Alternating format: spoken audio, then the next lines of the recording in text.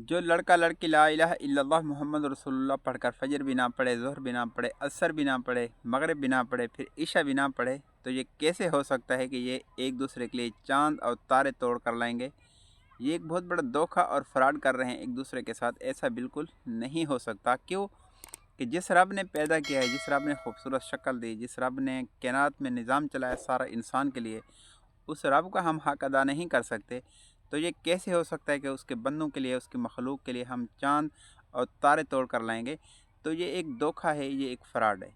میں تو کہتا ہوں بس کریں۔ شیطان نے ہمیں بہت تماشا بنایا ہے، شیطان ہم سے بہت کھیل چکا ہے۔ توبہ کر لیں، استغفار کر لیں، اپنے رب کو راضی کر لیں۔ اللہ کی محبت کیا کہنا، جو دین اور دنیا دونوں جگہ کام آنے والی ہے۔ جس نے اللہ سے محبت کی، خدا کی قسم دنیا بھی اس کی، آخرت بھی اس کی۔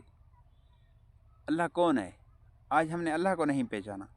خدا کی قسم اگر ہم نے اللہ کو پہچانا ہوتا، آج ہم در در کے دھکے نہ کھاتے، آج ہم ذلیل و خوار نہ ہوتے، آج ہم رسوا نہ ہوتے۔ آج ہم کیوں پریشان ہیں؟ آج ہم کیوں رسوا ہیں؟ ہم نے اللہ کو چھوڑ دیا۔ اللہ ہے کون؟ کل کائنات کا مالک، خالق، رزاق، جس کے حکم اور مرضی کے بغیر ایک درخت کا پتا نہیں ہلتا۔ اور اللہ پاک کہتے ہیں کہ میرا بندہ تو میری طرف لوٹ کر آ، تو میری طرف آ، میری طرف آ، پھر میں آپ کو وہ دوں گا جو تو چاہے گا۔ اگر تو مجھے چھوڑ کر چلا جائے گا، پوری دنیا پھر ہوا میں اڑ گرنا آپ کا مقدر ہوگا۔